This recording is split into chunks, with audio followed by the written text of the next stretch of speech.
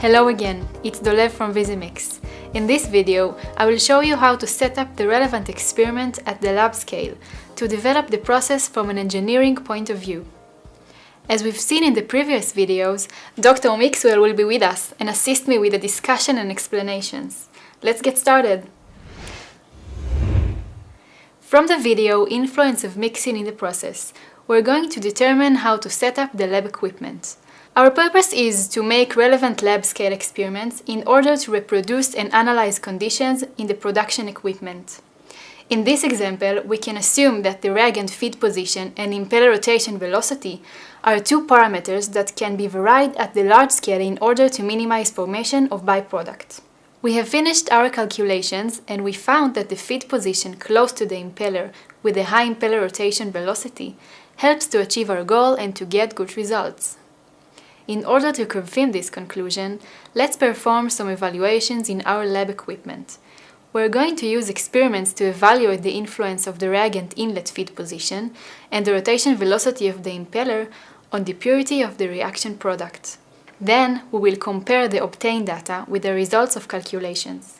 A 2-liter glass reactor is an acceptable equipment choice to evaluate our reaction process. The reactor is loaded with 1.8 liter water and corresponding quantities of potassium iodide, potassium iodate, and potassium acetate. The HCl is dripped into the reactor. The data on initial substances is entered into the Vizimex as described in the previous video. In this example, we will get a qualitative response, change of color of mixture along the progress of reaction. Initially, to illustrate the performance of the reaction system, let's observe the reaction progress without any agitation. It is clear that without agitation, we observed a vast generation of the byproduct iodine, the red color, near the feed position, and throughout the reaction mixture. When the hydrochloric acid is fed to the upper part of the media and the impeller rotation velocity is low, we also observe the red color throughout the mixture and close to the feed position. We see a plum of the byproduct, iodine, generated close to the exit of the feed tube. Simultaneously, we can simulate formation of the byproduct using Vizimex. When the feed position of the hydrochloric acid is close to the impeller, the iodine plum is not perceptible, and the color of the reaction mixture is lighter.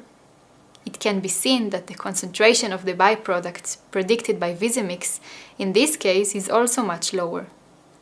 Finally, by increasing the impeller rotation rate, we achieve practically complete absence of the red color. It indicates that the byproduct is practically absent. Vizimex calculation results are in a good correspondence with these observations.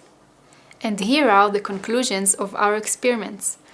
The operation parameters for the production scale are predicted by Vizimex according to the scale-down methodology. Vizimex, in combination with lab experiments using the scale-down methodology, combines mixing physics with fundamental reaction mechanisms and can save experiment time, guide scale-up, and troubleshoot limitation during the production. Macro mixing time, reaction chemical rate, and mean period of circulation can determine the optimal impeller rotation rate and the reagent feed position in the production step, and to avoid lost batches and reduce the need to reproduce batches. Thank you for watching this tutorial. You're invited to see other process examples.